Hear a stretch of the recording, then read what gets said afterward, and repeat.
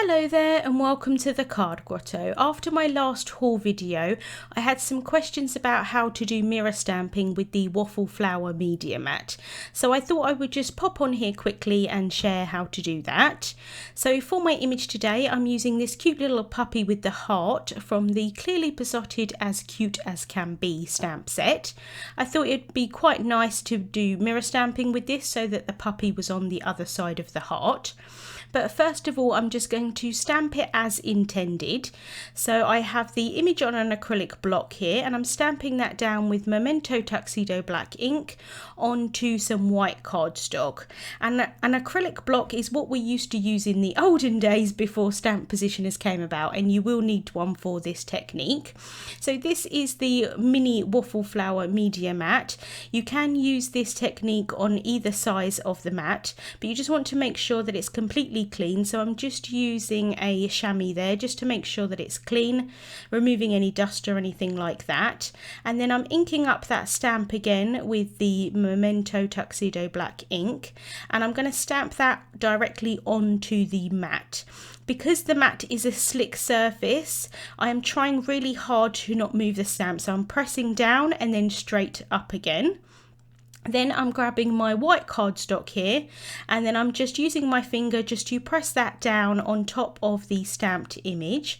And when I lift that off, it's going to give an impression of that ink, of the stamp, onto that cardstock, and the image is going to be mirrored or reversed. So here you can see what the original one looked like, and this is the mirrored version.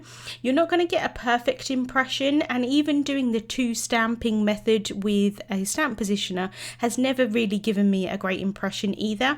I've always had to go back over it with a black pen. So actually I think this works really quite well. If not, I actually probably get a better impression doing it this way, and it's a lot quicker as well. But I just wanted to show you that you can do this with different inks. I like to use the Memento ink purely because I like to colour my images with Copic markers, but you can use it with Versafine Clair ink, which is what I'm using here. But because the ink is a lot wetter, I did smear the image as I pressed down.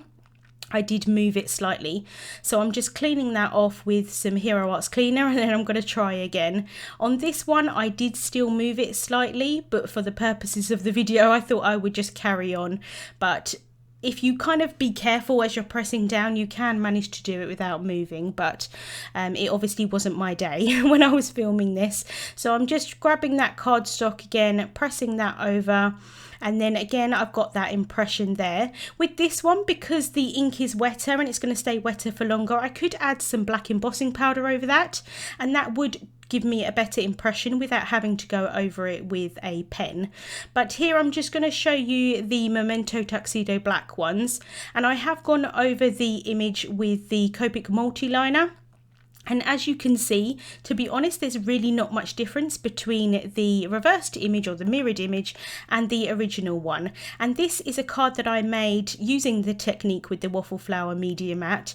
And once it's coloured in, I really don't think you can see a difference. So I hope that's helped you to be able to see how you can use the Waffle Flower Media Mat for mirror stamping. Links to the products that I shared will be in the description bar on YouTube and also over on my blog. Thank you so much for watching, and I'll see you soon.